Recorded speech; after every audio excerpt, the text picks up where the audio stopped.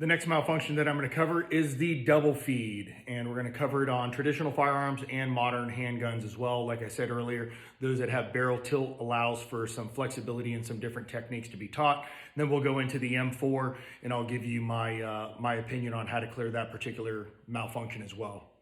One thing to note that double feeds are and can be related to bad mag, bad ammo. So if you have a spare magazine on you, that's what we want to get in the gun, is a new magazine with new ammo back in the gun. Now, if it's your only mag, then we're going to have to retain that and do some other techniques, and then just understand that you may continue to have double feed malfunctions. Now, with this, first thing I'm trying to do is take pressure off the problem, which is lock slide to the rear. So as I'm up on target, I bring the gun back, I'm looking rear to slide, I see it's out of battery, and then of course I check the ejection port and I see it's a whole mess here. Hitting the back of the slide and putting it into battery is not gonna work in this case. So the first thing that I'm gonna do is lock.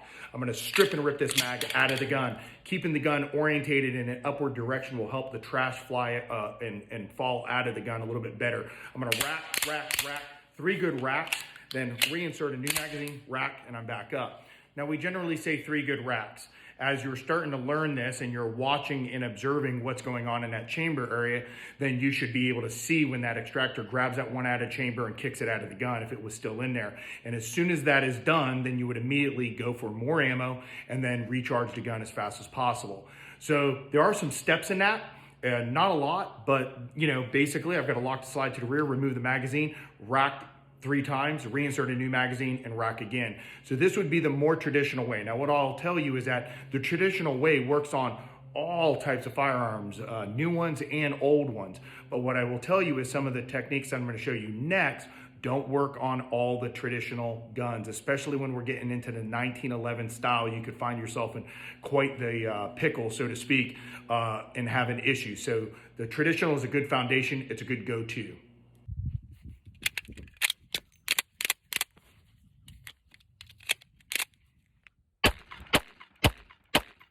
So in an effort to keep things simple, when we're looking at a double feed based on a modern firearm, and of course, when I say that, I'm preferencing it with like your Glocks, your SIGs, your HKs, your M&Ps, your XDs. I will see these consistently work out on a gun range. And what the methodology is that keep it as simplistic and identical and possible, meaning everything gets treated the same. Now on the double feed, it's going to be a little bit different, but it starts off with a tap and a rack. And then immediately the operator realizes, okay, I've got a little bit more of a malfunction here than just simply tap and rack and it fixed it. Rip the magazine out of the gun, reinsert a new magazine, rack, and I'm back up.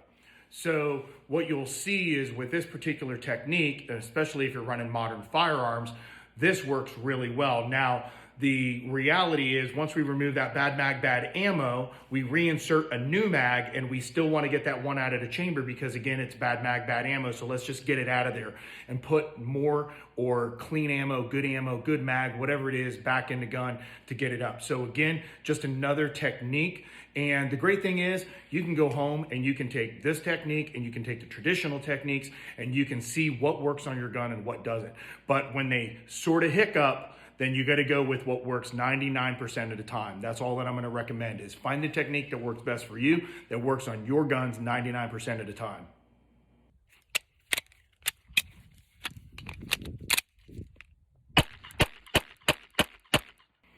Let's talk about the double feed from the perspective that this is the only mag you have on you.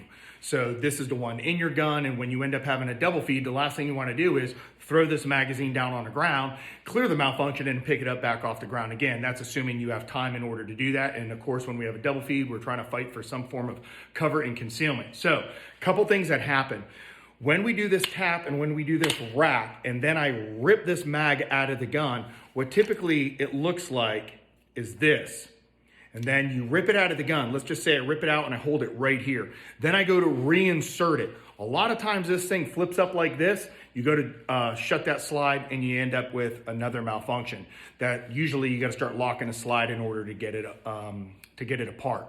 What I find is as long as we can keep, even though this might be pushed like this, within the confines of the mag well, we can safely negotiate the same technique by tap, rack, rip halfway, reinsert, rack, and I'm back up. So never letting the magazine get out of the mag well fully. So it keeps that bullet right there trapped into that position. So just another thing to consider and think about in regards to if you only carry one magazine or if you're down to your last magazine as well.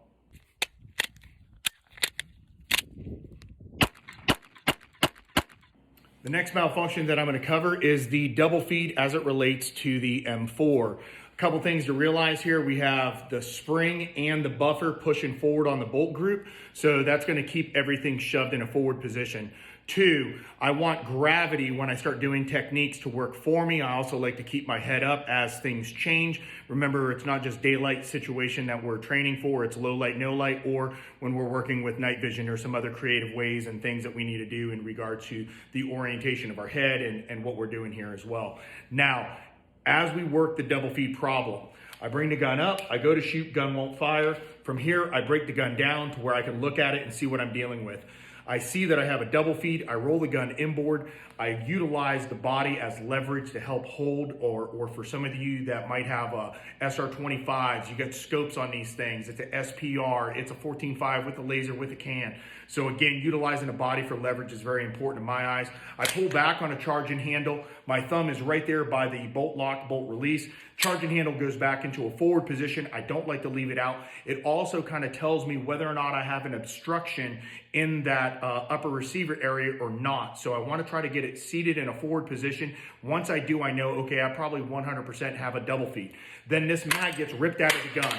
Now, before you go to rack, I want to observe again, do I have anything, meaning those two rounds still sticking right there? Because by the time I go rack once and rack twice, I'm beating brass into that chamber area. So now it's clear, rack. I reinsert a new magazine, push, pull, rack and observe, and then I bring the gun back up and fire. So there's a lot going on here that I'm doing that's very, very important. The first thing that I do is as soon as I identify I've got a malfunction, I look at the chamber area. I lock the bolt to the rear. I strip and rip the bad mag, bad ammo out of the gun. I look again before I go and start racking the charging handle. And again, same rule applies. We generally give 3 good racks. However, if I do a full rack and I see that one come out of the chamber and that whole area inside the upper receiver is clear, then good, load and go. But aside from that, once I'm done, rack, reinsert a new magazine via push-pull. Kind of comes up again here. Value added versus value lost, okay? I might as well do it. Push-pull on the mag, rack, and then get back to shooting.